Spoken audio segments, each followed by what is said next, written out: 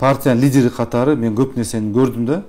Бир эле адамга эле байланып калып атабыз да. Үчүн дегенде айтып атпайбы, лидер тизмени өзү эле чечип коет деп. Тизмени түзүп атканда коррупциялык бир схемалар бар, мафия дегенде сөздөр айтып атат, анан диктатор болуп атат деп. Андай эмес. Андай эмес. Ошон үчүн ушул сөздөн кетиш үчүн мына ушул мыйзам долбоор чыкты да. Мына лидерди дагы саясий партиянын ичиндеги мүчөлөрдүн арасынан чыксын, шайласын деген. Мына ошол лидер дагы бул жөн эле көчөдөн келип калып лидер боло албайт.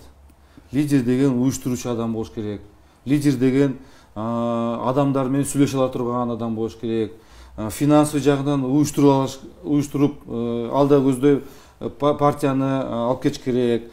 Анан программаны өзүнүн ою болуш керек, программаны жеткизиш керек.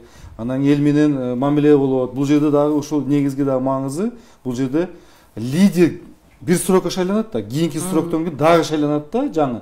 Ошондо эмне болот? Бул лидер дайыма өзүнүн мүчөлөрү менен регионго барып сүйлөшүп турат. Бизде андай жок азыр. Ачык айтып коеюн, мен өзүм дагы байкап атам да,